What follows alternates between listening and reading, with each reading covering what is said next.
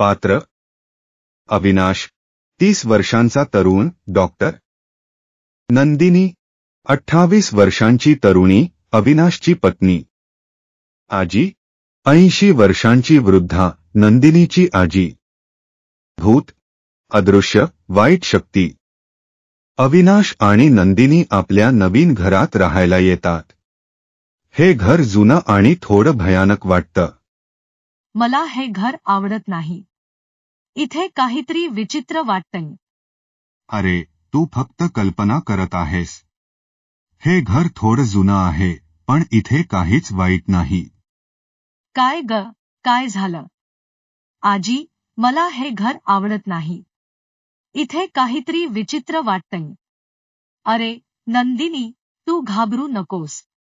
हे घर थोडं जुनं आहे पण इथे काहीच वाईट नाही. रात्री नंदिनीला एक भयानक स्वप्न पडतं. तिला एका अदृश्य शक्तीने त्रास दिला जातो. अविनाशला उठवते. अविनाश, अविनाश, उठ. काय झालं नंदिनी? तू का घाबरली आहेस? मला एक भयानक स्वप्न पडलं. मला एका अदृश्य शक्तीने त्रास दिला जातोय. अरे तू फक्त कल्पना करत आहेस. पुन्हा झोप. पुढच्या दिवशी अविनाशला कामावर जायचं असतं. नंदिनी घरी एकटी राहते. मला खरंच खूप भीती वाटते. मला इथून जायचं आहे. भूत नंदिनीला त्रास देतो. नंदिनी आरडाओ करते. अविनाश, मदत. नंदिनी, काय झालं? तू का रडते आहेस? मला त्या अदृश्य शक्तीने पुन्हा त्रास दिला आहे. मला खरंच खूप भीती वाटते. अविनाश नंदिनीला शांत करतो. तू काळजी करू नकोस. मी इथे आहे. मी तुला काहीही होऊ देणार नाही. अविनाश आणि नंदिनी आजीला भेटायला जातात. आजी, नंदिनीला एका अदृश्य शक्तीने त्रास दिला जातोय. तुम्हाला काही माहिती आहे का? हो, मला माहित आहे. हे घर एका वाईट शक्तीने ग्रासले आहे. तुम्हाला इथून लवकरात लवकर जायला हवं.